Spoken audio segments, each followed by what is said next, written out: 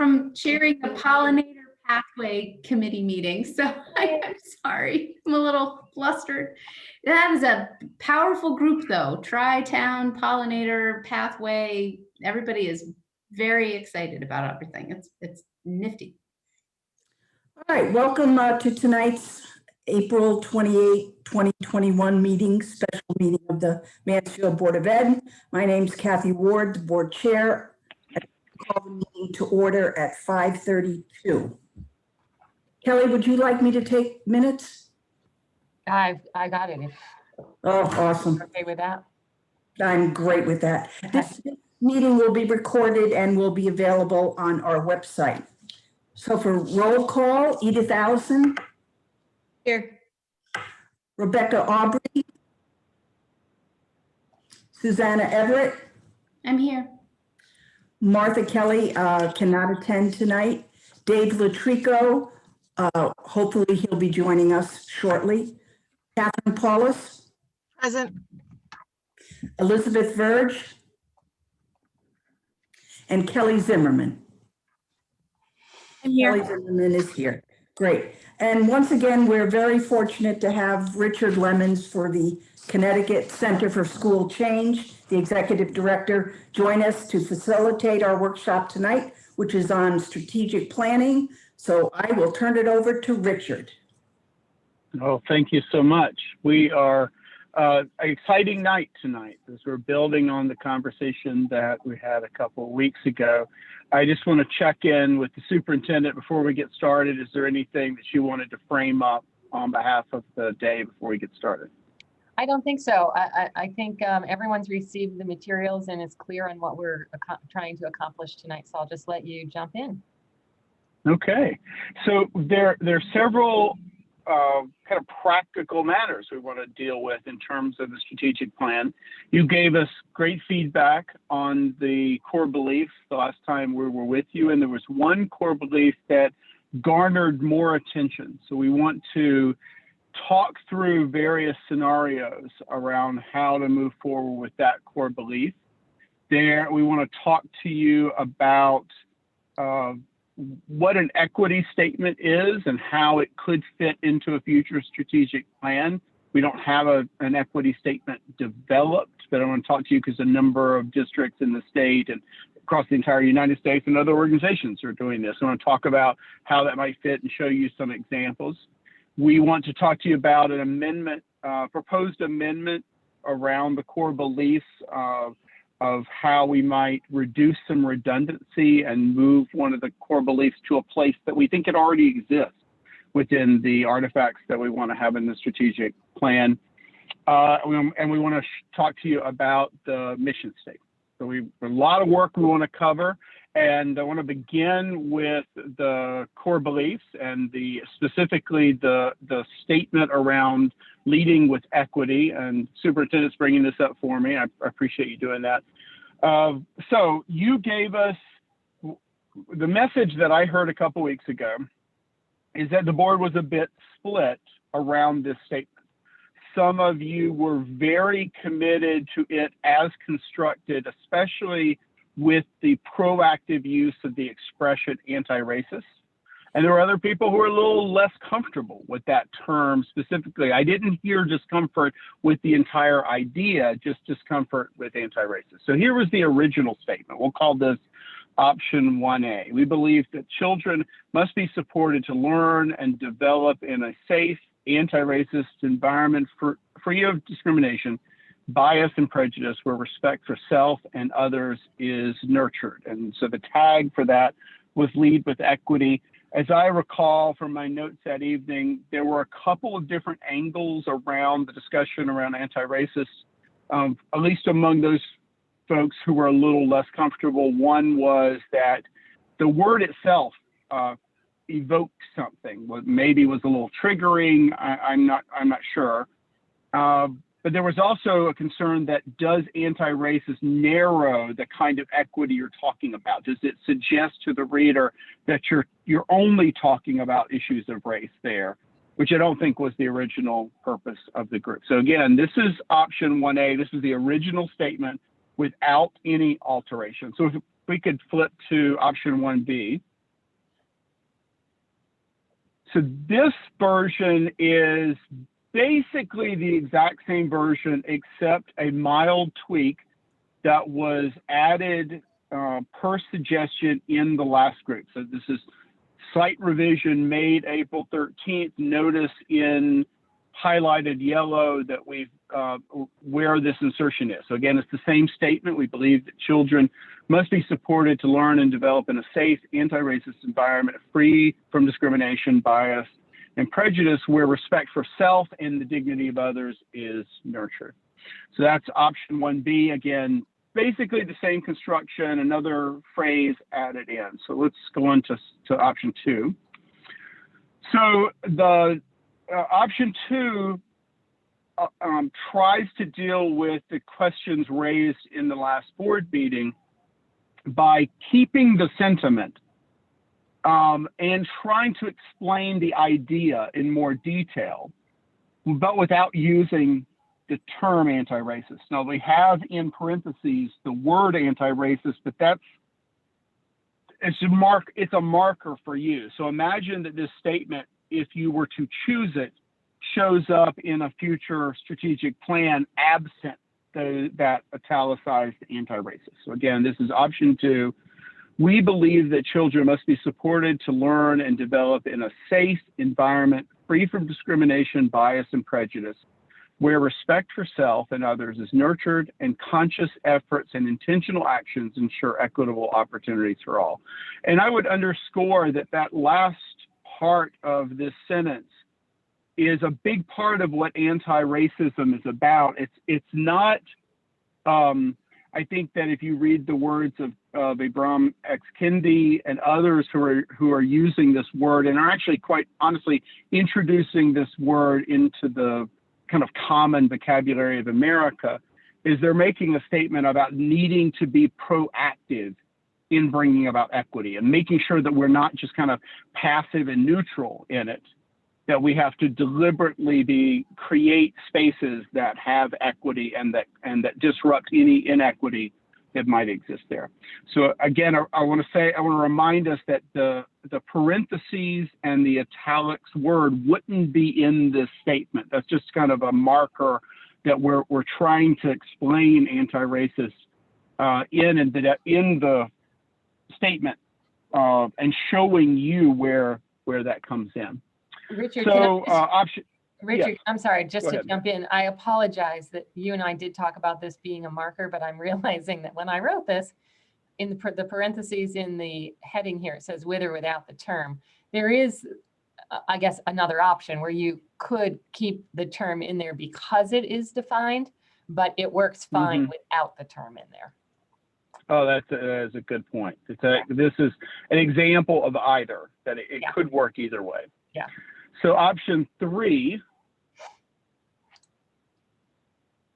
So this is an effort to keep the sentiment, but to make sure that the consumer of the statement, the reader of the statement, sees more than race in the statement. So it's an effort to make it broader. We believe that children must be supported to learn and develop in a safe environment, free from discrimination, bias, and prejudice based on race, religion, ethnicity, gender, sexual orientation, sexual identity, or abilities, where respect for self and others is nurtured. So again, the beginning is kept, the end is kind of kept, and there's this kind of series that is created with a variety of categories. This is not an uncommon approach.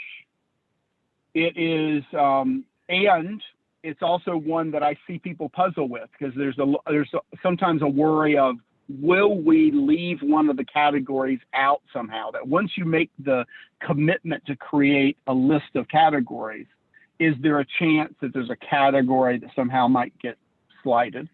I think I'll leave it there. So that's another way. Again, make it broader. You don't have anti-racist in there, and you have a series.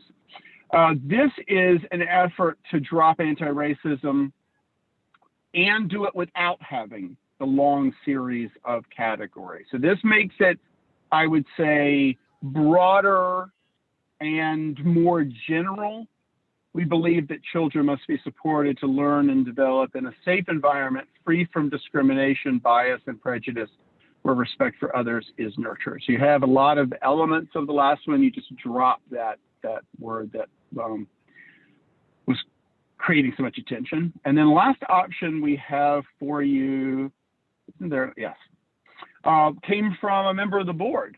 It's another one that came into the superintendent.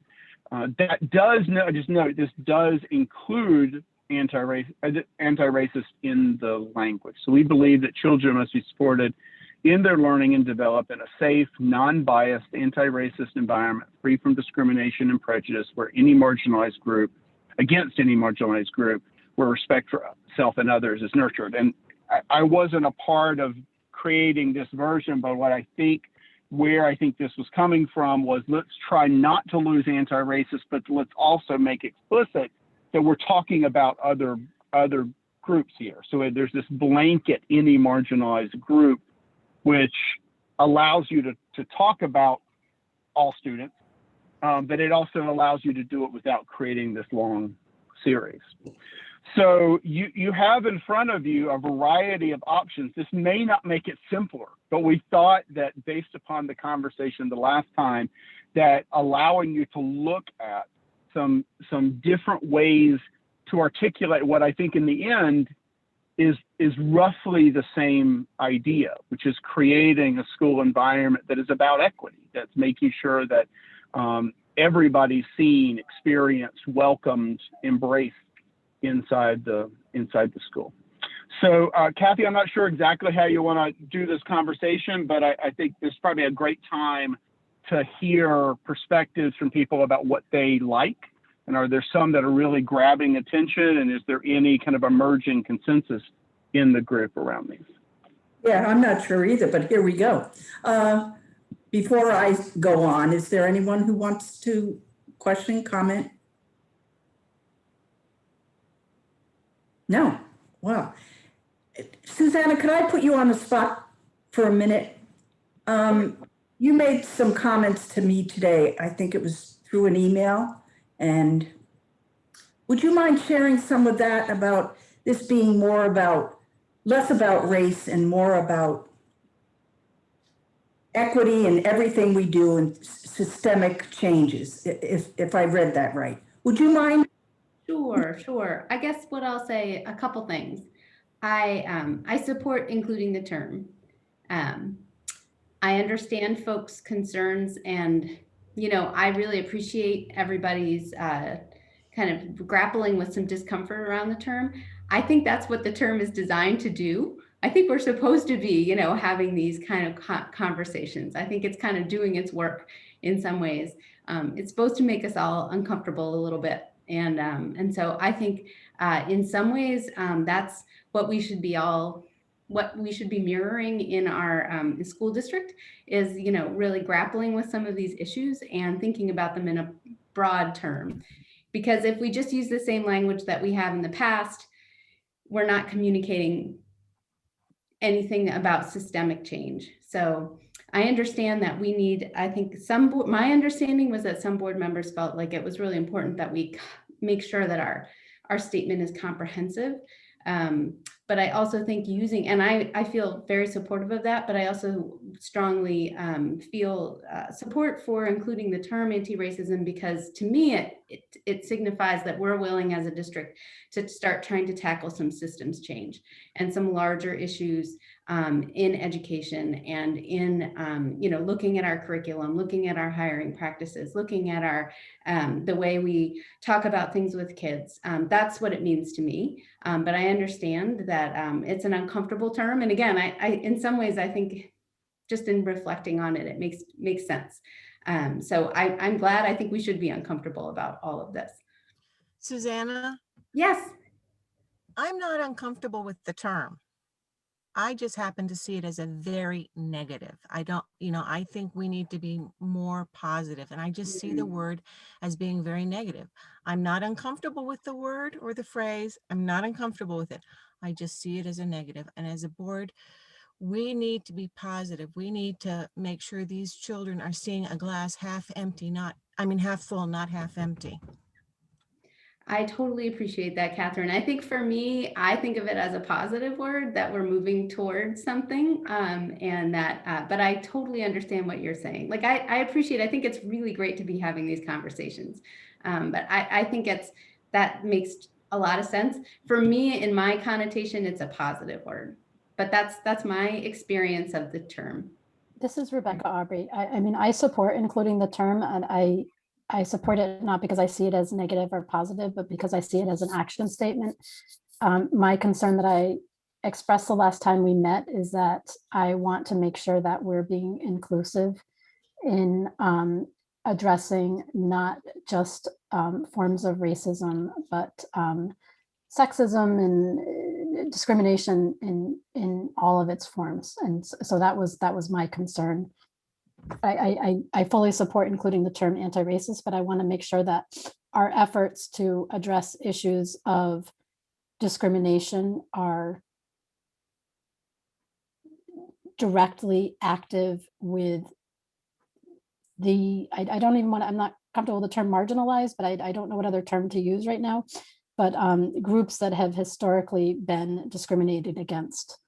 And so that was what my initial comment was about the statement, was that I don't have an issue with including anti-racism, but I want to make sure that we're taking an equally strong stand against other groups that have been previously discriminated against and marginalized, for lack of a better word. I also don't care for the word marginalized. Excuse me, Catherine, Edith tried to get her hand up a while ago, if I may. Edith, no? You're muted, Edith.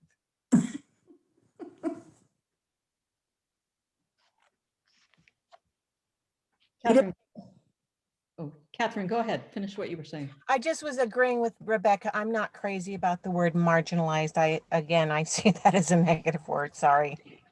Thank you, Edith. Well, yeah, and that's nowhere in any of these statements. I think it was in the last one, actually. Member suggests. Oh, it is. Oh, yeah. Sorry. I personally just used it, but I don't know what other word to use. I wouldn't include it in the statement, but my point was I'm concerned about taking an equally active stance against discrimination of people based on gender, on sexual identity, on sexual orientation, on their immigration status. So that member suggested statement is one that I co-authored with someone else, and they can volunteer that information if they like. I'm not sure whether marginalized is the best word there, but I really did like the fact that that the statement specifically said this applies to everybody who has ever been marginalized or it has ever been discriminated against or whatever. I'm not sure if there's a better way to say it. So there are things about this that I still like. This week, this couple of weeks and this discussion have been a real journey for me. I totally understand Catherine's perspective, because at the beginning of all this, I completely shared it. I've come a little bit of a distance because I've read and listened. People have sent me things, links, YouTube videos, articles, whatever. And I've looked at them all, and I have come to understand that anti-racist, even though I reacted to it as a term I thought I knew, it's really a new term.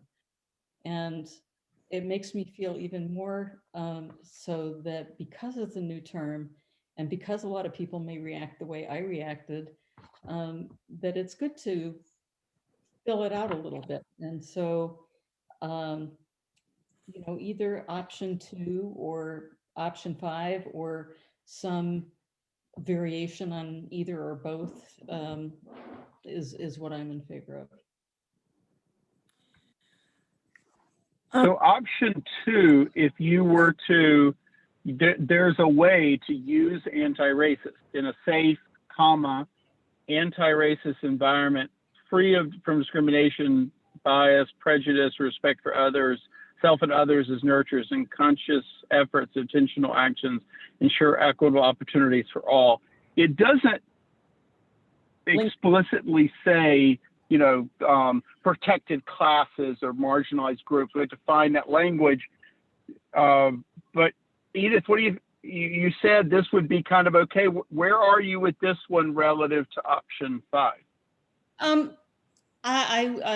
If we use this, I would include the word anti-racist. My only minor complaint with it is that the explanation, the definition of anti-racist isn't directly linked to it. In other words, it doesn't say anti-racist, which means that a conscious effort is made and intentional actions to ensure equitable opportunities. I'm not sure there's a very easy way to do that. So, I could easily live with this. And I know that there are other people on the board here who feel very strongly that we should be using anti-racist, particularly because a lot of parents use that term, and we want to be inclusive of community input around this. So I'm good with that. So if you don't mind, just some reflections on the word. I think what I see, and I think Susanna really was naming this in her comments a few minutes ago, is I think people who are advocates for using of the word are using a definition of racist that is fundamentally about systemic racism.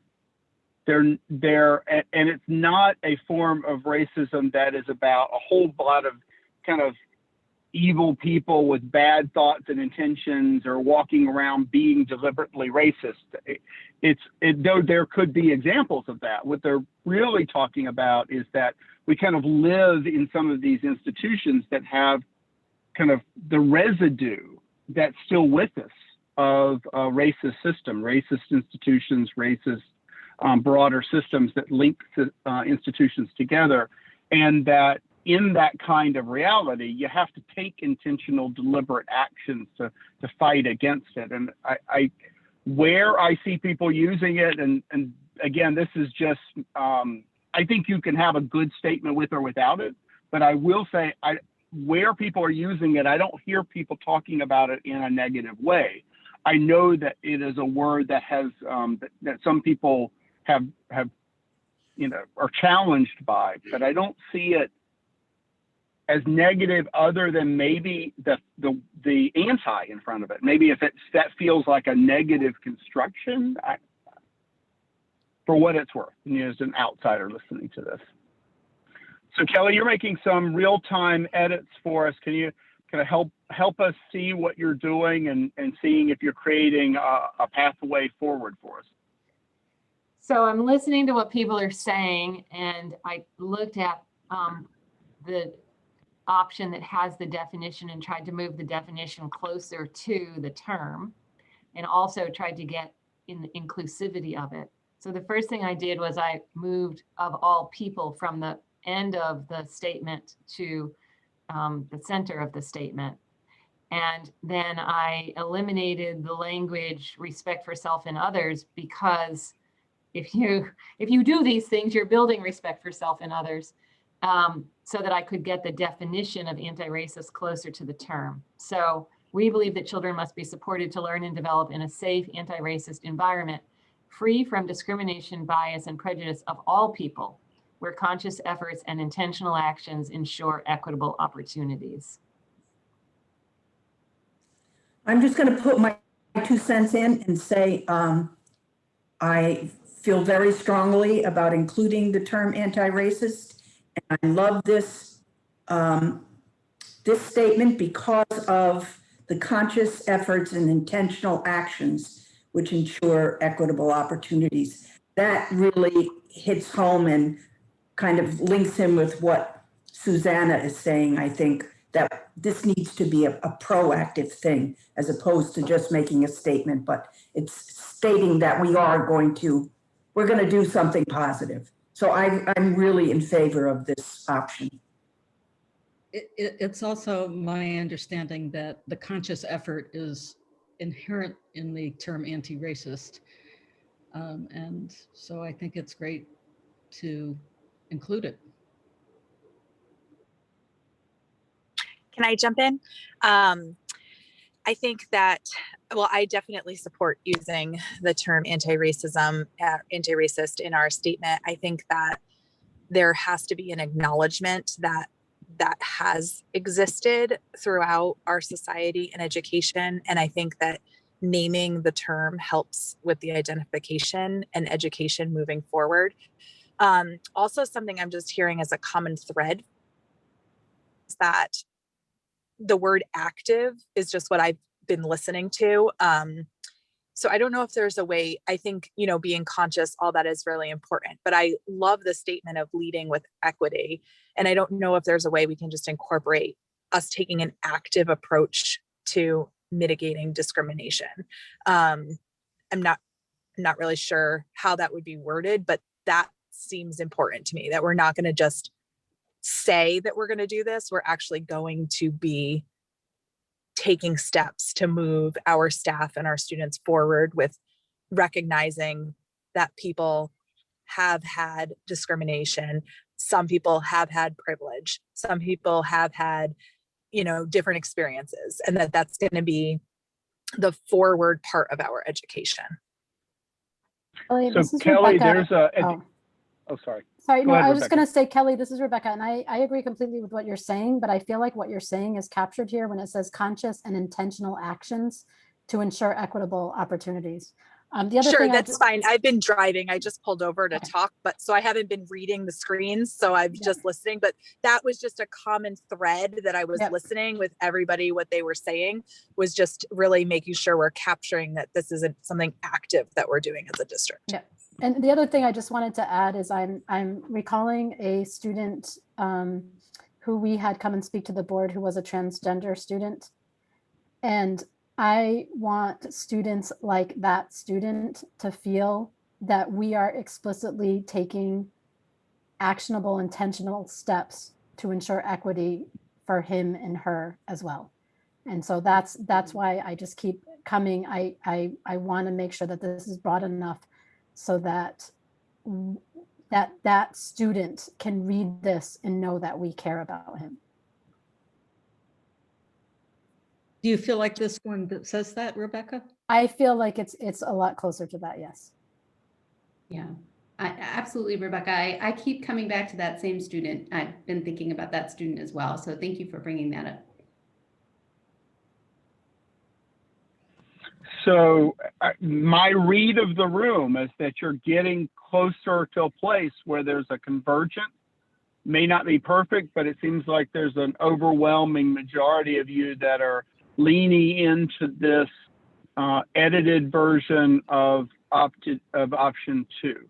So any other reactions, statements, advocacy before we kind of move to the next topic? Can I just ask a little minor, sorry, Catherine, it's just a minor editing question. Does there need to be a comma between safe and anti-racist? Or Yeah. is it safe anti-racist or is it safe, comma, anti-racist?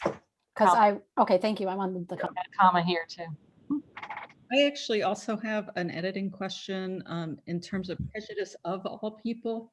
Is that, I'm wondering if that, I've never seen that construct before. So Do you mean prejudice against all people? Yeah, that's how I am used to hearing it. Is this a common way of speaking about prejudice? Yeah, I think against is probably more common than of. Okay. Does it then fit discrimination, bias, and prejudice against? Yeah, you have bias against somebody, right? Yeah, you can have discrimination, you can against, you can have bias against and prejudice against. I cut Catherine off. I'm sorry, Catherine. I keep coming back, and I've shared this with a couple board members. I keep coming back to Mother Teresa, who had stated she would never attend an anti-war rally, but would happily attend a peace rally. Here again is a case where she took a negative and made it a positive.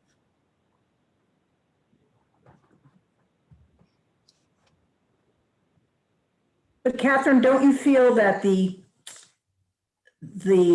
after the anti-racist environment, that it is positive that we are going to look at discrimination, bias, and prejudice against all people with conscious efforts and intentional actions? Is that not positive?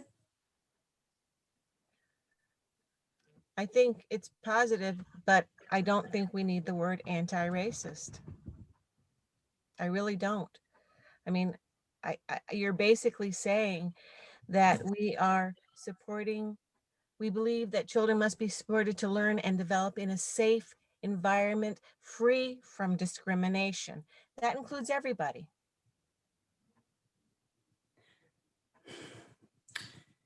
I just think there's a lot of people out there who are very, when they hear the term anti-racist, it really narrows. I'm really, I understand what you're saying, Catherine, and I think that while anti-racist suggests a negative connotation, I think the tagline "Lead with Equity" is the positive, right? Because what is the opposite of a racist environment? It would be an equal environment. And so I view the statement as a way to define what we mean by lead with equity. And sometimes in the definition, you have to identify what's opposite. The other thing, but lead with equity is at the very end of it. You know, can you hold on a second? Yep.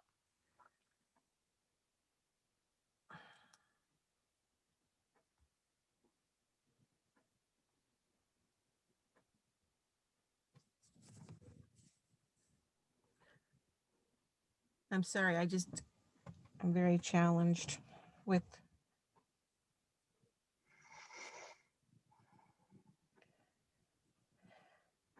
I'm looking for, I had kind of rewritten that in a different way. And I'm looking for how I phrased it, because I also included lead with equity as part of it.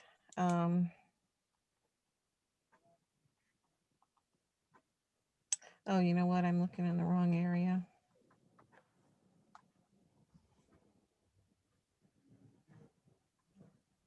So okay, here it is. We believe that children must be supported to learn and develop in a safe environment free from discrimination, bias, and prejudice, where respect for self and others is nurtured. And learn to lead with, and learn to lead with equity, or nurture and taught to lead with equity.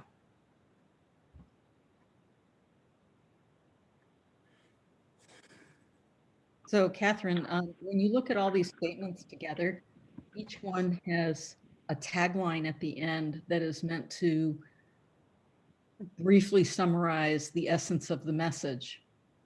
And that tagline is in each of these statements is bolded. So in this case, the lead with equity is the very brief summarization. Then shouldn't it be the first three words before we believe? put all the taglines at the beginning. Yeah.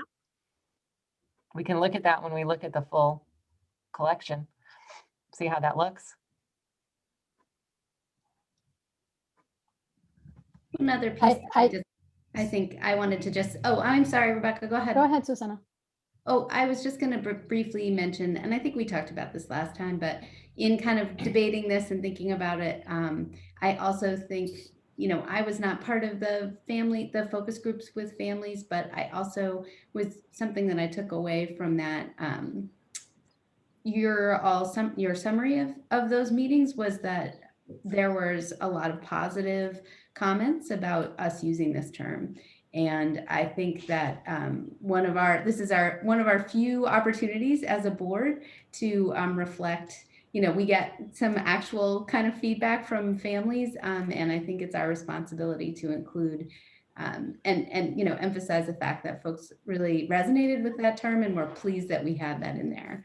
So I think this is that was just part of my thinking too about why I really like to keep the term.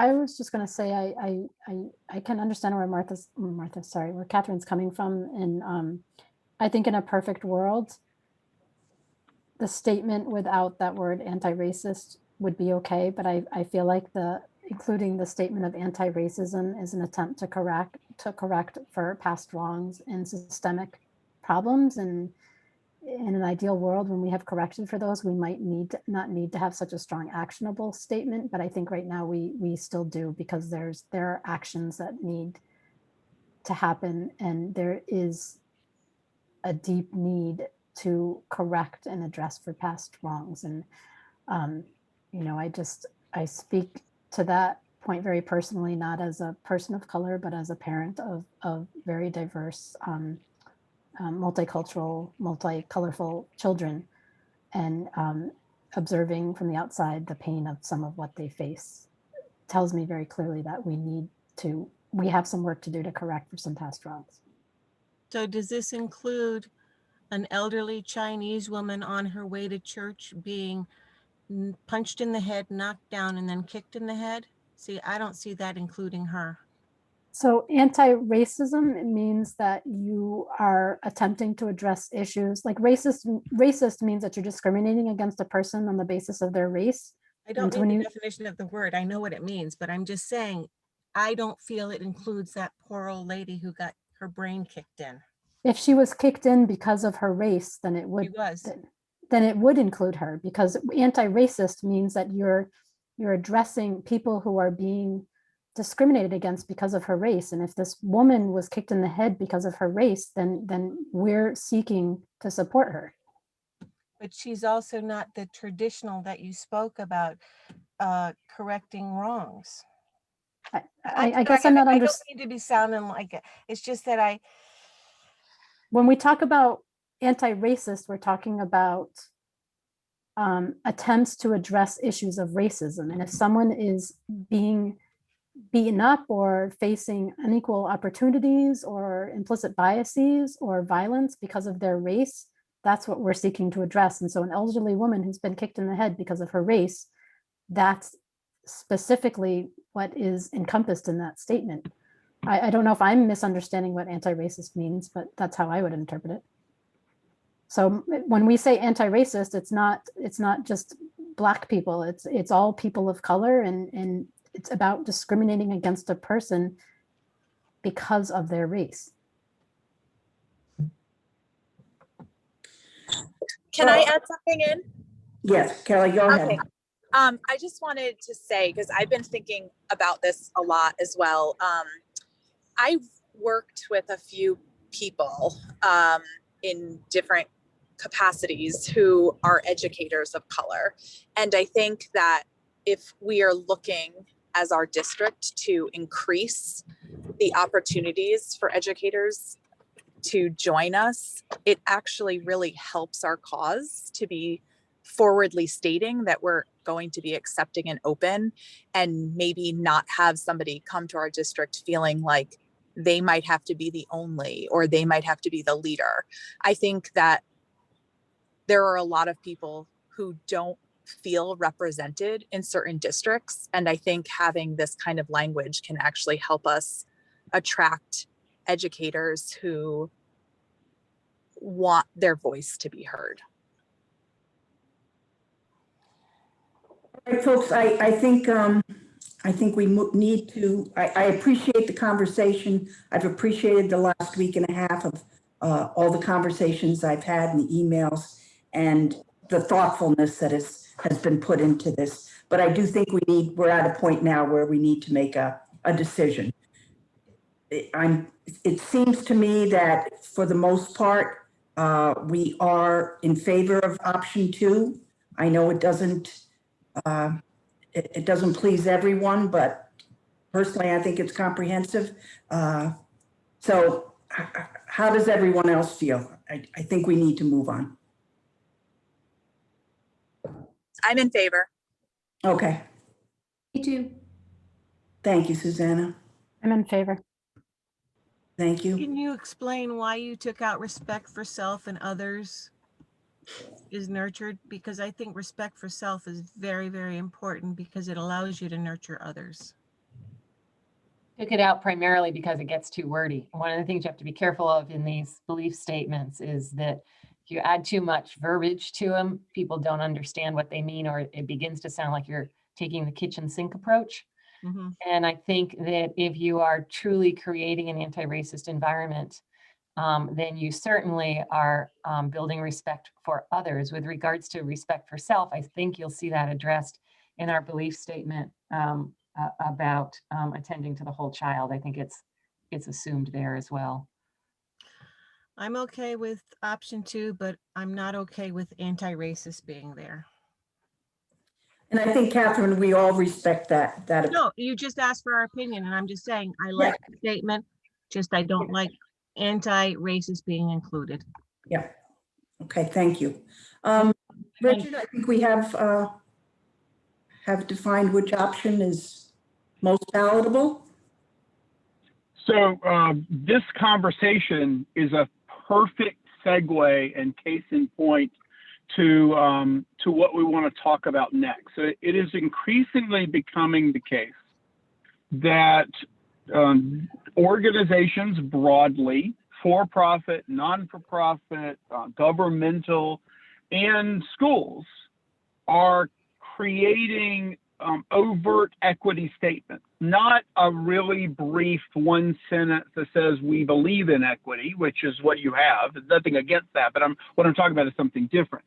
What an equity statement does is it makes explicit the stance of the organization towards equity. And it also defines the terms of equity for a particular community. And as you see from that last conversation, there's actually, I think, some different definitions of key words, and also a need to go into more depth to say, this is what we really mean here in Mansfield.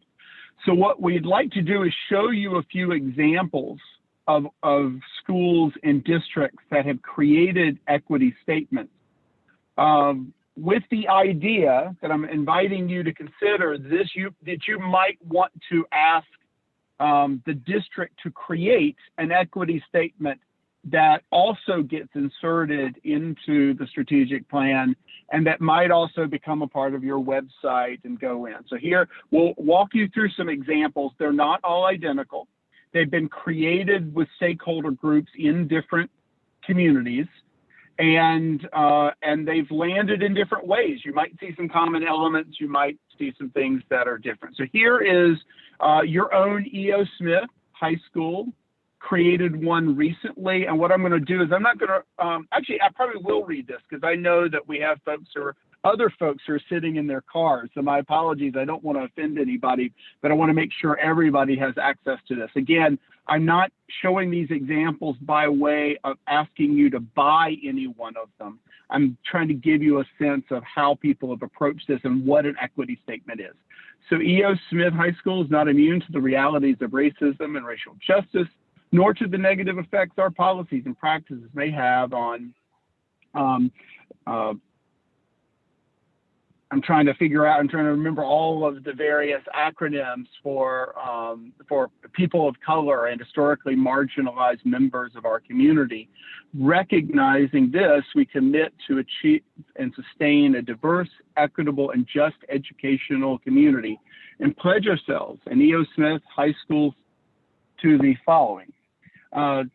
First, to embrace diversity in its broadest sense by respecting diversity of viewpoints and experience, by expanding diversity in our teaching staff, and by providing a curriculum which includes the history, experience, accomplishments, and cultural richness of BIPOC individuals and communities of America, to identify and to pursue the work necessary to realize equity of access and community for all our students, and to confront and dedicate ourselves to eradicate discrimination and intolerance directed against members of BIPOC and LGBTQIA+ communities, our students with disabilities, and any members of our community who are survivors of unjust and equitable practices.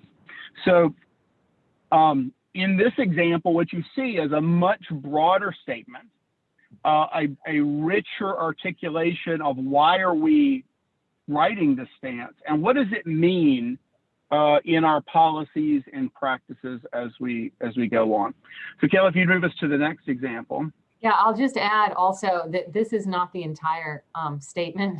What you'll find is that a lot of these equity statements, because they attempt to do, I think a lot of what you were discussing when you were looking at a single sentence, is they attempt to provide much more detail. And so it's not uncommon for an equity statement or an equity stance to be as much as a full page, more than I could get on a slide. Can I ask a quick question? Sure.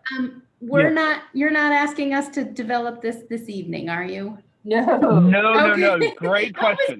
I was worried. No. I think this Okay. is a process that you ought to, if you decide to create one and insert it, it needs to have a thoughtful process. It probably needs to have lots of voices in it. And it's probably would be that you would kind of say to the superintendent, yes, go off and create an equity statement, create a team to develop it. You might be a couple of board members who want to participate in that process, and then it would come back to you at a later time. It should really, That's wonderful. Thank you. yeah, and I would just add, it should really be a cross section of your stakeholders. So, you know, it would not just be school staff that would be involved in crafting this. So this is my own organization's, and this is a part of it. Like it's a segment. We actually have a broader statement that defines equity and a framework around equity, but part of it, kind of our anchor, and it's also the thing that we come back to over and over again as an organization, is the Connecticut Center for Fiscal Change exists to ensure that each and every student experiences intellectually engaging and cognitively challenging learning and reaches a level of efficacy and competence aligned to the knowledge, skills, and dispositions needed to support a rewarding and productive life in a dynamic and changing world. And two, student outcomes, experiences, or students' opportunities, experiences, and outcomes are not predicted by gender, race, ethnicity, class, or ability. Again, it's an effort of take a broader statement and to make more explicit, because this was our effort probably 4 or 5 years ago to kind of walk away from talking about achievement gaps as the only expression of talking about equity, and more overtly turn right into to issues of gender and identity and race, and be much more overt about it and trying to create a more positive experience for young people. And then we've got some other examples. Kelly, if you could, there we go. Here we got Vernon. We've worked on the Connecticut Center for Fiscal Change has worked with Vernon, and we worked, this one was done directly with the board, and then feedback was gathered from other members of the community. Vernon Public School District recognizes and values the rich diversity of race, ethnicity, abilities, gender identity, sexual orientation, economic background of our students. We also acknowledge the existence and range of inequities that exist across our nation and within our local community that impact our students. These inequities create disproportionate outcomes ranging from gaps in academic achievement to dropout rate. The impact of these gaps extend well beyond school, correlating with indicators of physical health, emotional well-being, income, and civic participation.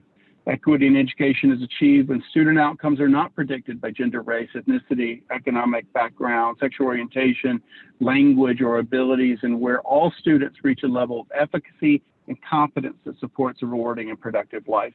This requires the elimination of inequitable policies, programs, and practices that currently contribute to disproportionate learning and achievement among student groups. In addition, it requires the identification and implementation of new strategies that promote equitable experiences and outcomes. So again, as another example, each of these organizations has taken a different stance, but notice that there's an effort to kind of, pardon the metaphor, double click on the word equity and say, here's what we mean. And the organizations that I know that have created them, whether they be Vernon or Simsbury or the Aspen Institute or a variety of other organizations and districts, is to to frame the conversation. And so when people start having debates around equity, you say, no, this is what we mean, and this is what we're committed to as a community on behalf of equity. Kelly, I can't remember in this deck, did we have one last one, or was that the last example? That's the last one. Okay, so I would just pull out of the PowerPoint deck and just open up and see if people have questions about what an equity statement is, and just reactions to those examples that you saw. And part of why, oh, I'm sorry, I didn't realize my camera was off. Part of why I wanted to offer that tonight too is to let you know that the work on equity doesn't and shouldn't end with the single statement. And so as you grapple with how to get everything you want into a single statement, keep in mind there is not just an opportunity, but probably it's in our best interest as a district to expand upon that. Sorry, go ahead, Kathy. I may say something. Go ahead, Dave. I've always liked Mansfield. I always liked the attitudes in Mansfield. I moved here 30 years ago because I know many towns in Connecticut. So I've always looked at Mansfield, and I still believe it, that the practice of equity exists here more than any community in this state. Not a perfect community by any means, but if we compare the actions in our schools and the people here, we are way above anybody else. And I think in practice, we do it. And we should continue to support the good practices we've had. Certainly, the language helps, but we have always done the right thing. And I think that we're always trying to do it a little better. I have, a very good feeling about how things are in Mansfield. And I deal with racism all the time. Obviously, I have biracial children. I have a biracial family. I hear their inputs. I know what it means to be discriminated. And I know from comments in this town, we're not perfect, but far less here in this town than you got to get in many school systems. So Dave, are you suggesting that we don't need an equity statement, that we shouldn't put this down on paper? No, we should have it on paper, but we should be conscious that we shouldn't be trying to solve a problem that we don't have. We should be trying to improve, but not reach so far that we have this great problem here and we have to solve it. We're doing the right thing. We're doing it better than anybody. And we should strive, and yes, language that supports what we're doing, not looking as if we're trying to, throw the baby out with the bathwater. I agree with, Oh, I'm sorry, go ahead. I was going to say, I agree with David. I mean, this town, we mainstreamed children with developmental disabilities long before it became a requirement or a law. I mean, we have always been an extremely progressive town, and I agree with what David says. Richard, can I agree too with both of you. And I think that, I was going to just say, Kathy, sorry, that I think creating an equity statement for our town helps to make us leaders. I think that us having a strong equity statement helps to show that we are a leader and a forward-thinking community on this topic.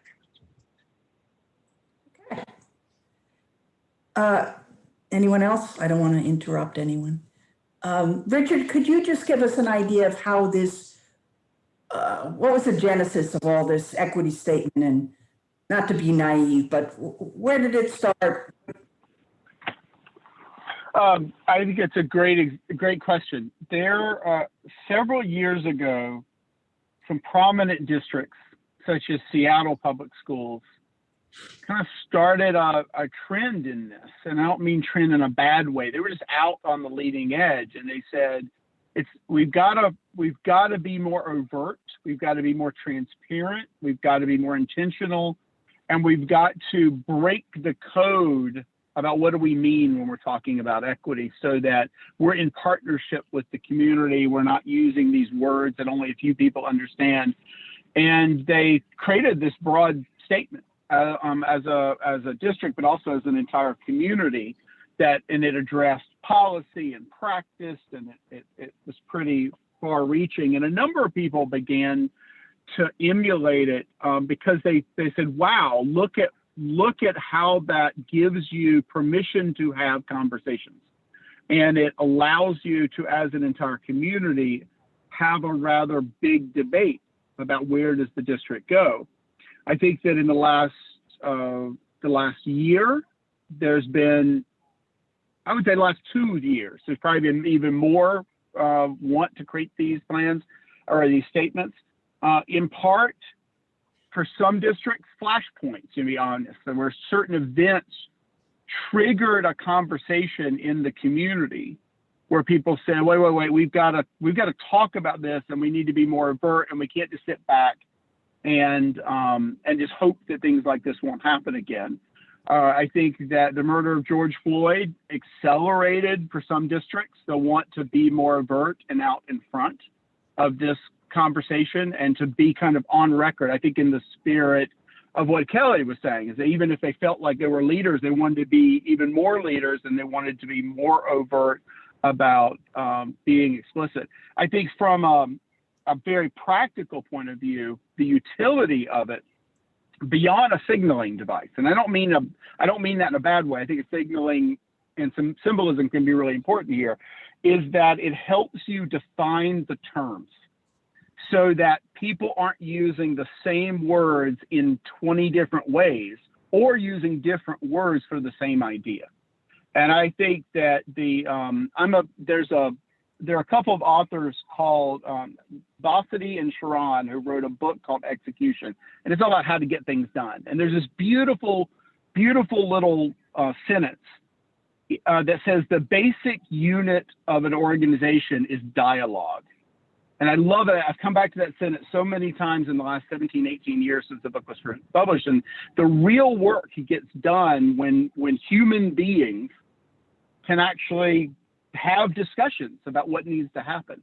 And having a stance that helps define the terms creates, I think it gives you a tool to use that basic unit of work to propel your organization to the next level. So yeah, I'll be overt. I'm not agnostic on this. Like I think this could be a good thing for you, especially if you did it in a way that invited voices to the table to construct a statement that wasn't just written like by the board or by the central office team or by the administrators, that it had, maybe some student voice, teacher voice, variety of voices at the table, and try to work through what does this mean. So Richard, this is Rebecca. Sorry, Susanna. Rebecca. You kind of just captured completely what my thinking was. I just kind of want to add to it a little bit. I feel like there's a big danger in complacency and assuming that we are a place that is free from these issues. I don't necessarily agree that we're at the forefront. I don't think we're a bad community, but I think there's a huge danger in assuming that there aren't issues. And I think there's a huge danger in not having a framework and a position set out that's public and transparent to deal with issues that arise. And I feel like this is very important to ensure that there's an open dialogue. I would be very, very concerned about being in a position where there's a complacency and an assumption that everything is just okay. I'd like to know a town that is in the forefront because I've never seen it or heard of it. I don't think it's not a competition though. It's about taking a stand and about stating our values. We have a lot of comments about Asian people in this town and about Muslims. That I've heard for 30 years I lived here. Well, I wouldn't say an excessive amount, but comments racially, Asians, Muslims, um, people from the Middle East. Yes, that I've heard from time to time. I wouldn't say it's a big problem, but that's where our weaknesses are. But still, I think we're better. And I, Kelly, I'm going to jump in, Go ahead, Kathy. if you don't mind. Kelly, can I just ask what propelled you and the administrative team to put this equity up to the fore that we really need to move on this now? Well, I think the more work that we do on coming to understand what it really means to ensure equitable opportunities for all, the more important it was for us to do two things: to look inward and to understand our own biases and prejudices, and then after looking inward and understanding ourselves, making sure that we have a standard, a measure by which we want to ensure we work as an organization to create as equitable an environment as possible. And it's really, it came to light now primarily because of the work we started last school year around equity and diversity, and making sure that we do understand ourselves and our organization. Great, thank you. Susanna? Just gonna also just pile on and say it just definitely seems very aligned with the work that you're embarking on this summer, doing the audit. I feel like that this might be a statement that could come out of that, some of that work or part of that process. I don't know how it'll all fit, but I'm very excited, I think, to be explicit about it. You know, it gives us, the school district, an opportunity to explain a little bit more and reflect a little bit more about what we were just talking about and broaden that. Kathy, Yes, Catherine. I just I don't think I'm not going to speak for David, but I didn't think that I was saying that we couldn't grow on the way our town is. I'm saying that our town is a really special town, and we have always been ahead of the times. It doesn't mean that we can't put it in writing. And when 9/11 happened, my son's babysitter was at E.O. Smith High School, and I asked him, how is E.O. Smith handling this situation? And he said, we have surrounded ourselves with Muslims and we are celebrating them. There has been no issues. So, I mean, we are a pretty great little town. Agreed there. So I guess what we were looking for this evening is to kind of raise this as a possibility, and just to give me a sense of the feelings of the board about moving this work forward. I think you'll see as we go through the evening and I talk a little bit more about how we ensure that we actually live our core beliefs, that this would be an action that I would appreciate your direction on giving me the green light to go ahead and do this, and not just giving me the green light, but really stating that you believe this is important work. I'm sorry, I was breaking up a little bit before, but I'm in full support of us creating an equity statement. I also think with all of the work that we have done with an emphasis on socio-emotional development, I don't think that we can truly, I think this is the next step to socio-emotional development, but we can't truly address all socio-emotional needs unless we're addressing the underlying causes of them. And equity really is an underlying cause of all of that. So I'm in full support of us creating a statement to reflect our leadership as a district. Anyone else? I'm also very excited about this possibility. It makes a lot of sense to me. I am in full support, and I echo what Susanna says. I think it would be very, very exciting work and positive work. I look forward to helping with that. Edith? I stand in support as well. Great. So thanks for that. Again, part of why I wanted to raise this as we're doing this strategic planning work is because I do think it helps to address that sort of heavy feeling of the belief statement around equity, to know that there's more to it and that there's more that will be developed. It also will become another one of those core documents, just like our portrait of the graduate and our definition of student-centered learning, that will really lead our organization forward. Kelly, just one quick additional comment, and I think you've heard me talk about this before, but I feel like I have heard from parents in the community that would be very excited to help support this work. So I think really engaging, not even just in a focus group, but maybe a core group of, some folks who would be excited about engaging and diving deep into this would be wonderful. And I know that, yeah, there's interest, and I think sparked by the focus groups that you all had in the spring around this work. I think they're eager to do more.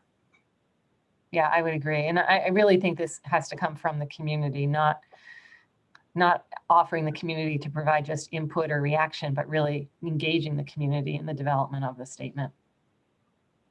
I also think as a highlight to our community that we do have a lot of people who are very knowledgeable and passionate in this, who also have taught this or are involved in this work already. So being able to feed their ideas into what we develop is very critical as well.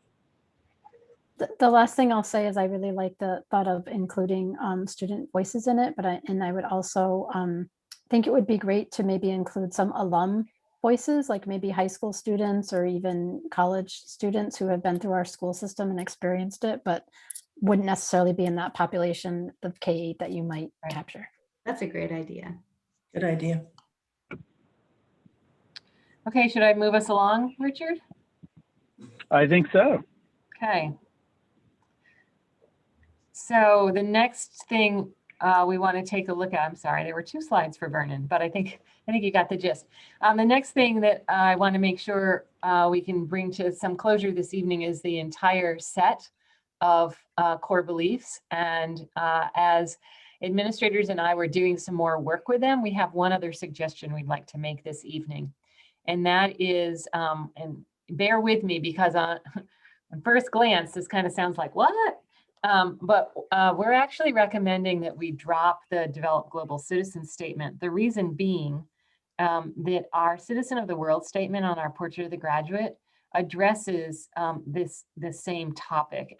And I also believe that if you read the mission statement, especially as it's been revised, and the soon to be developed equity statement, that you'll start to see an awful lot of overlap. And you run the risk when you have core documents like this, you run the risk of not being in full alignment if you have too many of the same themes carried out in multiple documents. So just to make sure you understand how it exists now, I've added the Citizen of the World statement. This is actually our curriculum transfer goal statement from our Portrait of the Graduate. On the left-hand side here, you see the actual statement. In red are proposed changes that, in light of some of the work that we've already done in equity, that have come forward to the administrators, and we will be attending to these very shortly and likely accepting these changes. So again, I think as you read this, you'll see that the ideas presented in the core belief statement are clearly presented here. I know you're also going to see some overlap with equity here, but we felt that it was not appropriate to have a statement about being a citizen of the world without ensuring that equity and diversity were included in that statement. And so I guess I just need to get your reaction to that now that you understand the rationale behind it. And then we can take a look at, or I can even put them up now if you'd like, take a look at the full set of core beliefs. And there are a couple other things to talk about on this document, but let me hear your thoughts first about the elimination or the dropping of the Develop Global Citizens from this document. I'm going to say I feel a little sad. I understand that you don't want to overlap too much, but I like global citizens. and I like the pieces that we have in here. I understand that we don't want to be too redundant, but I don't know. I am slightly disappointed. I agree with you, Kelly, in the sense that if it's repeated and repeated and repeated, it eventually just becomes nothing. And just a question on your last slide. Were you talking about adding the red, what was in red? Yes. Mhm. I'm fully in support of those comments, fully in support.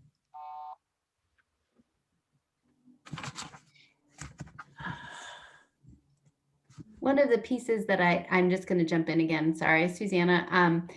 One of the things that I think that Develop Global Citizens also addresses in our core beliefs, I understand about not being overly redundant, but is sort of a real focus on, environmental, and like concerns and thinking about responsibility for the larger world in lots of ways. Yeah, I don't know. It's hard to lose.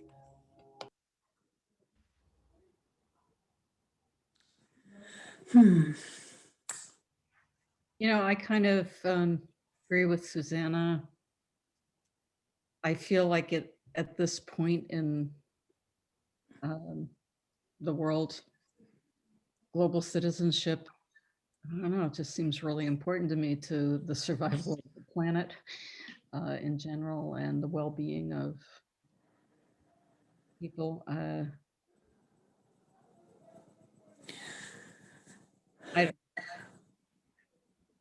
But I understand your reasoning, Kelly, and So Kelly, are we going to 4 Cs now? Is that what you're saying? No, quite the opposite. We keep the 5 Cs and go to 5 belief statements instead of 6. I see. Kelly, when the third paragraph down, it says develop global citizens, that stays, right? The proposal is on the document that you see on the screen right now to eliminate the statement about global citizens Oh, okay. because of the overlap with the portrait of the graduate. It is just a proposal. So these are your core beliefs. So I think the other piece that I like about this is some of this is about our responsibility and what kind of environment we're creating for kids. But this is the sort of outward looking piece that I feel like, that's a part of this, makes it rounded out. I understand about the redundancy, but I feel like it rounds things out in terms of what we're doing internally and also how we're thinking about the whole. We're doing that with everything else in mind.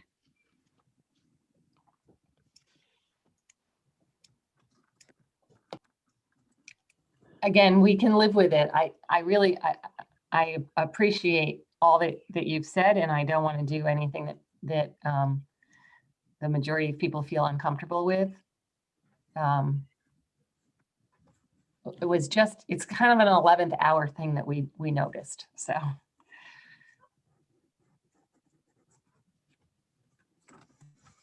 Anyone else have an opinion? Well, I think if it cleans things up and makes everything clear as to what we're doing and why we're doing it, then I'm all for it. Ditto. I agree with Kelly's view on that, but I understand why global is important.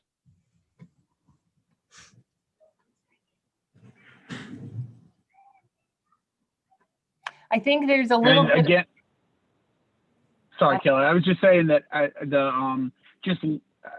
think just to reiterate, I think everybody's on the same page, but I just want to make sure. I think that it's the belief that the global citizens isn't really being lost. It's just, it's very strong in the portrait. It would still live there. It's just, does it have to live in the in the artifact that is the core belief, is it okay to just live in the portrait of the graduate statement?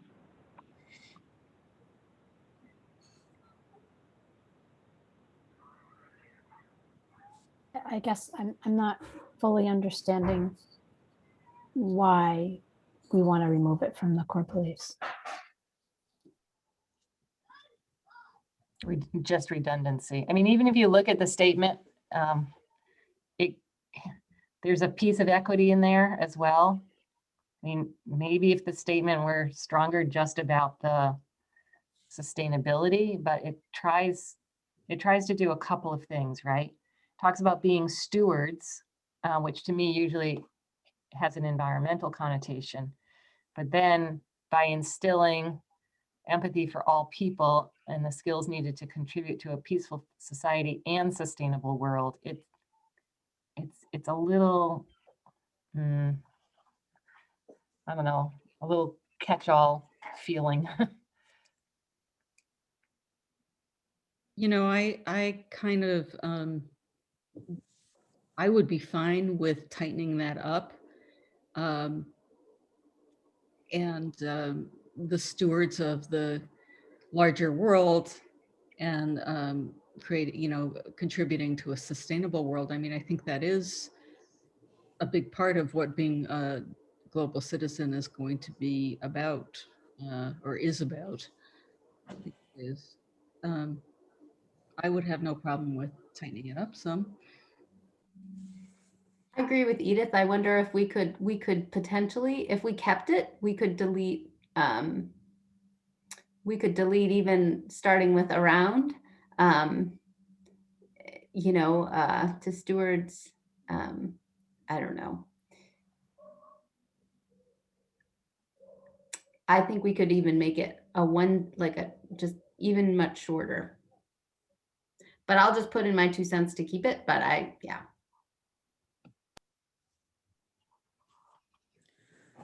I didn't feel super strongly either way, but when Richard explained it, I kind of like having it as part of the core beliefs. If we're using the term to define it, I like having it in both spots because I do think that global citizens are a really important part of our core and our belief, but I can see where you think it's wordy. So I know that's not much of an opinion, but I like the words too. And I would advocate for keeping it, and I'm thinking beyond even just environmental issues, even if we just look at, it's a very specific example, but vaccine distribution and what's happening right now globally and inequity with vaccine distribution. I just think we want our students to develop more global awareness around those issues. So I think it's going to take a little bit of thought to recraft the statement. So I can put some things together and send them out, and perhaps it's just something we can find a way without having to come back to another workshop to get some agreement on at some point. Does that sound okay? Sounds good to me. That sounds great. And I think you're right. We can take out some things that are reflected in the lead with equity paragraph and so on. I mean, what I think that's important is that we talk about being stewards of the community, nation, larger world around them. I agree with Edith. Okay, let me work on that and I'll get back to you. So the only other thing left on this draft that I wanted to call your attention to was the insertion of the word empowering in ensure active learning. That also came from discussions last time. So if you can read that statement and see how that sounds to you. Kelly, are you still not on a screen? Because I'd be happy to read it. I can pull over. It's fine. And I'll read it. No, that's okay. Yeah, I don't mind.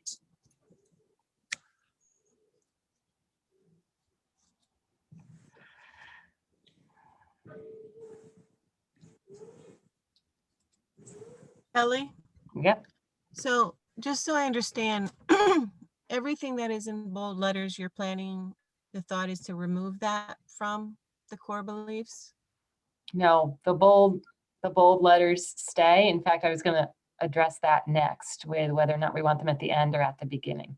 But when I asked you if develop goals, develop global citizens, you said, no, we'll be taking that out. The entire statement. I'm sorry. I meant the entire statement would come out. So all of these you're cutting out? I'm confused. So if you think of numbering them, so the first statement, which ends with lead with equity, would be core belief number 1. Wait a minute. That wait. makes develop global citizens core belief number 3. What I was proposing was to eliminate core belief number 3 and to have a collection of only 5 core beliefs instead of 6. Okay, now it makes sense. Okay. Thank you. Hey, Kelly, one quick question about this one. I love engagement, and I think we could say engagement, but since we're trying to be so thoughtful about the words, we do have 2 engage in this first. I don't know if you guys wrestled with that in this first sentence of ensure active learning. We did not. And I don't know that anybody. picked Yeah, up on nice that. catch. Yeah. Nice catch. We multiple iterations and lots of eyes on this, and this is the first time we've seen it. You could Again, have I'm all since about the first- engagement. I think that's the best, one of the best things. That plus, being positive. But I don't know that. I wonder if we can find a different word. Well, how about intellectually challenging? Yeah, that would be great. Okay. And I think I was the one who had suggested the word empowering that's there. I wanted a word, and whether or not it's that explicitly puts students in the driver's seat of their learning. Yeah, I like that. That I don't know that it's in the statement without that. Do you feel adding the word empowering communicates what you were hoping? It does for me. I don't know if it does for everyone, but I would like to, I'm advocating to have a word there that when you say ensure active learning, for me, active learning is what we know as being active, but also that students are in the driver's seat, that students are somehow directing, they have some ownership over their learning, aside from it just being active, moving around, engaging, that they have some ownership over it. And that's why I had suggested the word empowering. And for me, it does that, but I don't know if it does for everyone. But I would love to see, if it's not that word, a word there that implies that we're putting students in the driver's seat. I love empowering. Yeah, and I agree with your sentiment, Rebecca. The challenge in recrafting this statement was finding a word or phrase that fit in the structure of the sentence. So if empowering is saying what you've just said to you, then I think it's accomplished the mission that we're seeking. Yeah, it does for me. I feel like I suggested that word, but if I didn't, I thought it. It does for me. I don't know if I don't know if that's why we're discussing it. It was because it was highlighted, but I guess I just wanted to explain why I felt that word or a word like that was important. Yeah, maybe I could be more explicit. We walked away last time with a statement that said add empowerment. And okay, so, and I think that so came from me because okay. I wanted to be more forceful about taking the position that students should be in the driver's seat. Okay, so you're satisfied with this? I am. And it sounds like everybody is comfortable with it. Yeah, Yes. I know Okay. this is not this is not highlighted, but in the next sentence, because the word engaging now is just capturing my attention. Is that the right way we're saying that? We believe engaging families in the community? Because I'm reading that and thinking maybe it should be incorporating, or engaging to me means something different in my head when I'm thinking of engaging families. But we want their voice, right? So I'm questioning that word now as I'm reading it.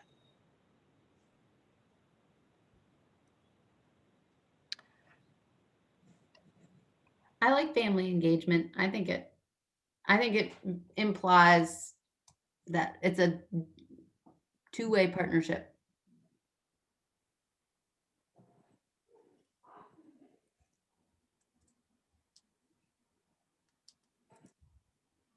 Yeah, I think that thinking about using the word engaging, and yes, now we've used it, it will be twice, but still we've used it twice. I think the thinking around that is that when you engage, you ensure that the person on the other side is actually participating. Sometimes you can just say, well, I included families, but I really didn't do anything to ensure that they were participating. And to me, that's what engagement is. You ensure that participation. So would we want to say we believe ensuring families in the community are equal partners? Or you all like the engaging word there? I think I'm okay with engaging works keeping it. there. Okay. I think engaging works there. I like it. If we get rid of one of the ones in above, I think it's okay to have two engagements here. I agree. An alternative would be collaborating. Just throwing it out there. I don't feel strongly about it. It just doesn't fit in the sentence. We believe collaborating with families in the community as equal partners. Yeah. Okay. I think engaging is more active. I think if anywhere I would look to learn best when they engage, I would look there for a different word, but I'm fine with having when they engage and engaging families. Okay, we'll leave it. So the last thing with regards to these core beliefs was the suggestion that Catherine brought up earlier this evening about putting the bolded statement in each of these core beliefs at the beginning rather than at the end. So since she suggested that, I've been thinking about it. When you put it at the end, it's the little not drum roll, but that little, beat at the end, ba-da-da-bum, right? It's emphasis. If you put it at the beginning, it puts the meaning right up front for people, and it's kind of a short, precise presentation of your core beliefs. So I guess think about it. Try a couple in your head, see how they sound. I think it actually works pretty well, moving it to the beginning. It sets it up. Yes, it focuses you as to what's coming up. I like the idea. I also think then, depending on the graphics that you organize, it would be easy to click on something like lead with equity and then read more about what that means. Mm-hmm. Mm-hmm. So I had the opposite reaction, because when I read it first, I don't feel like I pay as much attention to the statement. So I kind of like them at the end, because it kind of has you read the statement and then get the punch about what that's about. I could go either way, but I will say I think putting it up front prepares the reader for the explanation. I like a thesis statement, a topic sentence, at the beginning of a paragraph. Exactly. Like, say what you're going to say, and then you say it. So where are we at, folks? Are we in the beginning? Most people agree in the beginning. Kelly Lyman, do you have a preference? No, I like it at the beginning also. The only one I don't like is attend to the whole child. And we need a better verb than attend. It's like lead with equity, develop global citizens, ensure active learning. Those are stronger. Attend to the whole child. It sounds kind of like an orphanage, honestly. Embrace the whole child? Embrace the whole child. Embrace sounds like we're hugging everyone. I don't know. I think that's something that we might need to, I agree with Kelly, but I think it's something, I don't know that we would have the right word right here on the spot. I think it's something we might need to play with. Putting the whole child first. Or we could say nurture the whole child. I like nurture. I like nurture. Well, we use nurture in the definition though. I don't like nurture because I don't know, I feel like it's a little soft. I mean, we're talking about academic skills as well as social skills. I don't know. Celebrate the whole child. I think we need to just do like a cloudburst of words, like celebrate the whole child, embrace the whole child, nurture the whole child, Focus on the whole child. love the whole Develop child. the whole child, possibly develop the whole child. Develop's not bad, except we use it for global citizens. Yeah. Okay, why don't we add it to my list of things to consider? Also, Kelly, it sounds like we are putting it at the front as opposed to the back of. I'm looking at a list of synonyms. How about grow the whole child? Well, we have grow educators. How about educate? Educate the whole Or- child. Or No. teach the whole child. Teach the whole child? No. Well, I'm not being crazy about let's whole child. work on that. Yeah, definitely have to work on it. All right, I will do that. I'm going to keep us moving if you don't mind. The next thing I want to show you is the revised mission statement based on your feedback last time. So the current mission statement and the revision, you'll see that we added each and every child, and we changed attributes to dispositions, and we added a little bit to the ending part of that statement, essential for civic engagement and personal excellence. And also added local as well as global community.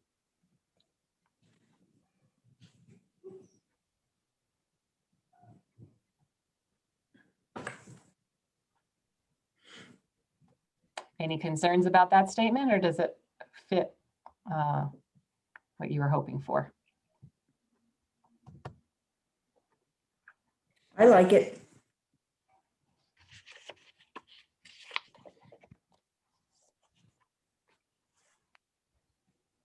Anybody else have an opinion? I like it. Yeah, good. I'm good with it. I like it. I'm just, I don't know why, but I'm having a problem with dispositions.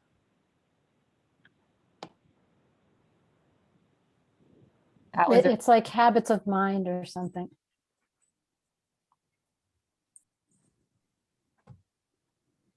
I think it reads easily.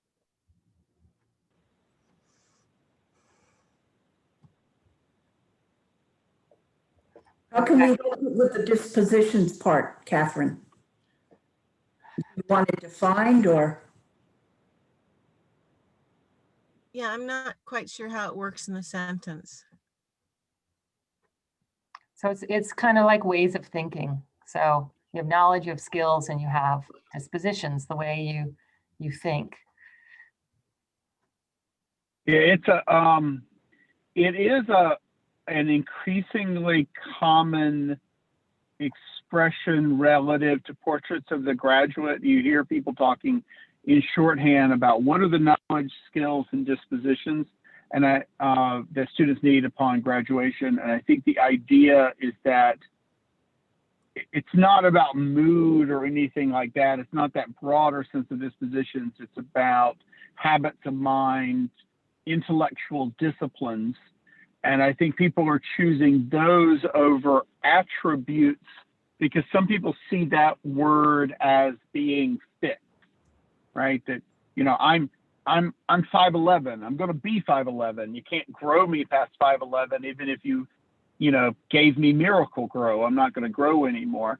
But the notion of dispositions are things you can, they're malleable, and that you can work with them, and that they're needed to go alongside the knowledge and skill set. So it's great that I know how to solve the quadratic equation, and it's great that I can, and I know how to write a paragraph. But if I don't have some habits around those skills, I might not be able to deploy them in any way that's effective. I think that's how at least people who are talking about portraits of the graduate use that word. Yeah, I mean, it's like habits of mind, like flexibility, critical thinking, creativity, collaboration, communication, interpersonal skills. All Exactly. our C's. I think it aligns nicely with our C's. So is everyone okay with this? Catherine, you okay? Yeah, I'm okay. I'm good. Okay.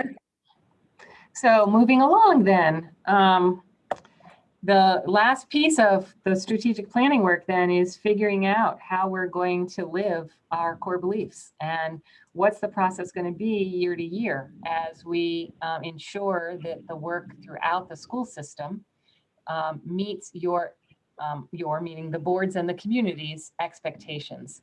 So I think I've shared with you before that in a more traditional way of crafting strategic plans, that after you go through the work of setting your mission and your vision and hopefully in that process, defining your core beliefs, you then set a set of goals. And if you remember back to our current development plan, those goals are those 6 statements that we didn't really write in goal language even 6 years ago. We wrote them more as declarative statements, and we just called it a framework. Well, what we're proposing for this version of the strategic plan is that if it's really all about our core beliefs, I mean, think about how much time we've just spent really defining these, then shouldn't our development plan be to enact those core beliefs? And so what I'm going to share with you is a process that we believe we can engage in annually as a collection of schools to ensure that we make incremental movement towards truly achieving or actualizing those core beliefs. The way we're proposing to do that is that we would annually define priorities. Priorities being focus areas or strategies to help us reach those core beliefs. You know that our current plan has priorities. You'll see these are somewhat similar. That the district and school engage then in actions to carry out the priorities. Again, we have actions now, so I'll show you how that's the same and a little bit different. And that we ensure that teachers connect their work through the teacher evaluation process, their inquiry goals, what we call our STEP goals, to those priorities. And finally, that each year we're able to provide an artifact-rich report of outcomes that talk about all of the actions, about the experiences that our students have had or the work that our teachers have completed, as well as evidence of student performance. Whoops, I'm sorry, clicked the wrong button. So,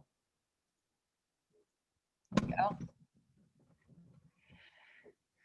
So this is the structure that we're suggesting. The core beliefs become the frame. That is what propels our work forward. And that we identify a driving question. I'm going to describe that to you when I present an example so that you understand what a driving question is.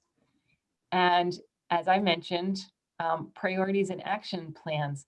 But rather than be developed, in all honesty, the current development plan priorities were developed by me the summer after we crafted our plans. Like, okay, now I need to write a development plan. What we're suggesting instead is that we have very well defined and developed leadership teams at this point.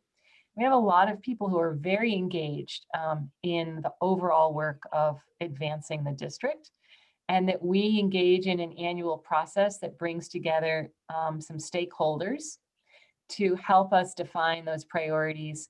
And when we talk about the actions, that we think not about separate siloed actions, some taken by the district, some taken by the Vinton School, some by Goodwin School, but rather we talk about actions that occur either at the school level or at the broader district level. And that's another reason why these plans would need to be developed in a collaborative manner. We think that adds more coherence also to the work, because it ensures that all of the schools have an understanding of not just their own work, but of the work across the whole organization.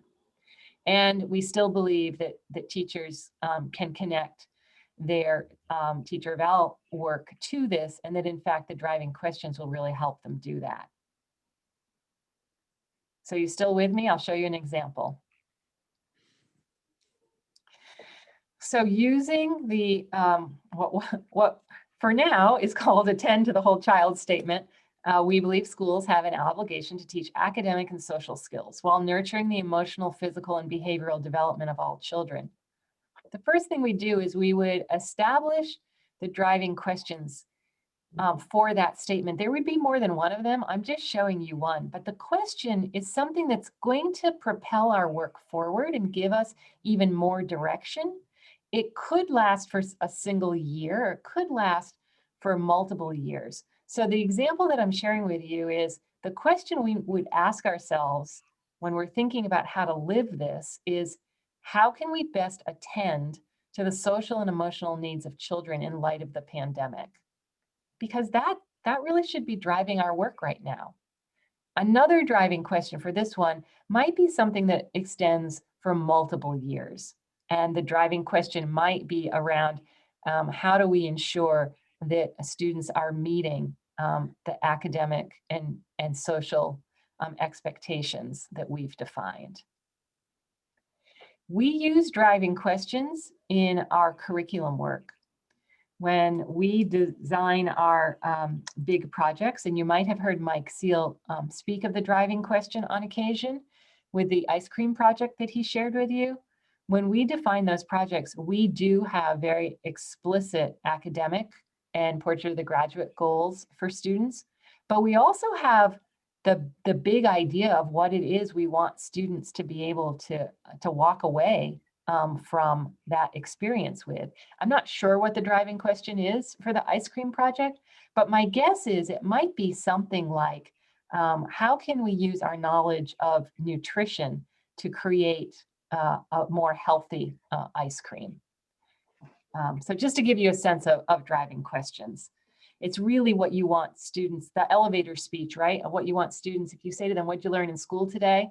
They didn't learn how to make healthy ice cream. What they learned was the appropriate amount of fat and sugar that should be included in a person's diet, and how to give people the pleasure of eating ice cream while ensuring that we meet the health guidelines for fats and sugars. It's a little sophisticated for those third graders, but that's essentially what we're trying to accomplish in that type of learning. So again, we would have our statement, probably multiple driving questions. And then for each driving question, there would be priorities. Again, they may be multi-year. So if our driving question here is, how can we best attend to the social and emotional needs of children in light of the pandemic? One priority might be to implement the Mansfield's social and emotional learning framework. Another might be to develop a collection of tools to assess SEL needs. Notice I'm using the red print here. And a third might be to create a multi-tiered system of support and ensure access to all students in order to address their SEL needs. So we define, as a collective, we define our priorities. And then here's the action piece. We start to identify the actions. I've listed for you a specific action to the middle school. But again, by developing these actions together, I think some of them are going to be school-based, even as specific as which school, and some of them are going to be district-based. And then finally, the last step, and this is different from what was on the slides that I shared with you last night, because in conversation with some colleagues today, I changed the measures. I like this much better, to success indicators. So how do we know that we've been successful, or that we're at least approaching success? I like that term better than measures, because measures suggest data. And what I'm really talking about is a combination rather of data and evidence. What can we gather? Remember, we said that the annual report at the end of the year would include a data and evidence artifact rich report. So what can we gather that shows that we're working towards this specific action? Develop first quarter daily lesson plans. Well, we're going to look at how many lesson plans were completed and distributed, and what kind of weekly feedback we receive from teachers about the effects or the effectiveness of those plans, as an example. So let me hear what kinds of questions or comments you have about that. So besides you developing the plans last time, how is this different from what you've done over the past 5 years? So there are some commonalities to it, for sure. One of the big differences is that it's being developed annually by a team of people, rather than currently what happens is there's a team at Goodwin and a team at the middle school. We're talking about doing a more holistic district development, for one. The other two changes would be forcing us to consider those driving questions, the why. Like, why do we want to attend to the whole child? That's really what a driving question is getting at. Why are we learning or doing this? And then thinking more broadly about our success indicators. This to me seems like an awful lot of work. Like the current plan isn't. Is it really doable? I mean, this looks so clean and makes so much sense, and it just funnels down as to what we really need to do in the classroom to achieve the above. Is it really doable by staff to get this deep into what we want to do? Seems like a lot of work. Is that why you don't go home until 7, 8, 9 o'clock at night? Well, I think what you'll find is that not everybody's going to attend to all of it, right? There are 6 statements in your core beliefs. Mm-hmm. As an organization, we're attending to all 6. As an individual person, they're probably not attending to all 6, which is why drilling this down to the teacher level provides more focus for the teacher. So Right. The organization is making sure that, yeah, we're doing all of these things, but I, as the classroom teacher, while I may be, making sure that I'm attending to the social and emotional needs of the children, the focus of my work through my STEP plan might be around equity this year, or it might be around, the ways in which I'm collaborating with my colleagues in growing my own knowledge base. Okay. That makes sense to me. Can I speak as a teacher? Mm-hmm. I kind of would really appreciate having this type of direction, but also the way you just expressed it as options. As an educator, I find that for students, choice is really powerful in empowering my students to grow. And I think the same applies for adults. And so having kind of, some clear statements about what's important to us as a district and allowing teachers some choice in what they want to develop and some specificity about desired outcomes would be really helpful in empowering that kind of teacher choice and self-direction around their professional learning. I'll share one other thought that we had. So Richard helped us to look at a variety of districts from across the country that were doing good, solid strategic planning work. And one of the districts that we looked at that we've actually taken quite an interest to doesn't do an annual report. In fact, their annual document appears to be a 2-year document instead of a 1-year document, which I want to talk with the administrators more about. There may be something to that. But the other thing they do is that they use each of their board meetings to give focus to, they call it their core beliefs, their promises. So they use, each board meeting gives attention to a different promise. And at that board meeting, they share the work since the last time that promise was discussed that's gone on. It it's another element to this that I think deserves some thought rather than getting caught up in the what are we doing this year kind of question, and thinking instead about the continuous nature of this work. And so that's something else that I kind of like your reaction to see how you would feel about that. It's I think it's an appropriate approach in our district, given the feelings of the community about strict accountability, which is more about not worrying about test scores so much as making sure we're really developing the whole child. Kelly, would these driving questions help lead to professional development opportunities? I think the whole, yes, but I think the whole document. So, I've always said that, a plan without a strategy to get there is really not going to get you anywhere. So when we create our annual plans, we also begin to identify the professional learning supports that teachers and administrators will need to make sure we can achieve the outcomes. So all of this work has to be connected to professional learning. I'll just say, oh, sorry, go ahead.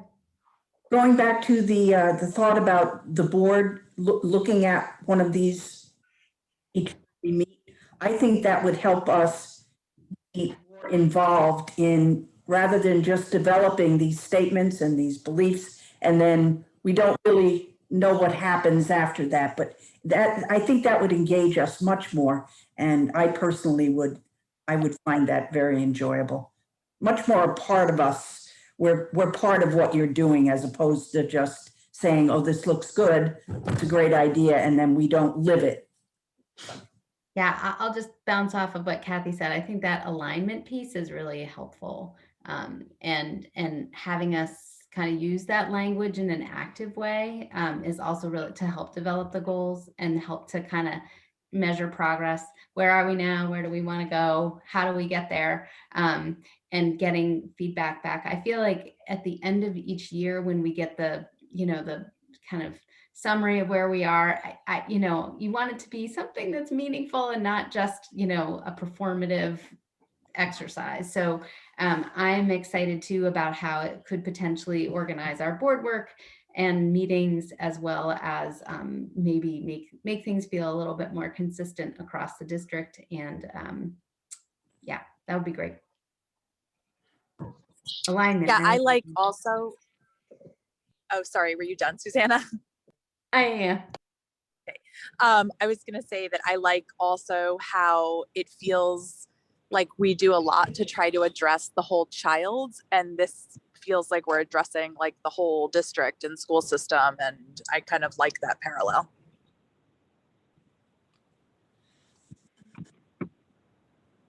Anyone else? Okay. What I would offer, just as a kind of outside perspective, watching a whole lot of districts create these plans, what I like about what your administrators have come up and Kelly's come up with as a proposal, quite honestly, makes this a much more honest document. Right? Because you could say, Kelly, lock yourself in a room right now and identify every action step for the next 5 years. And it would look really rational. It would project sophistication and gravitas and all of that, and it would be fictional, because the work is so dynamic and evolving that a year into the work, you'd realize that the bets you had placed for what you would be doing in year 3 are all wrong, because you've made more progress in year 1 in this area. There are unexpected things that happened in another area, and there were whole new insights that you gained in a whole other area. So the notion of placing a commitment to a very explicit process where you're saying, here are our beliefs, and here's some rigor we're going to give to leveraging this plan across the entire system and down into the system. I think it's a lot of work, Kathy, but I think it's the right approach. If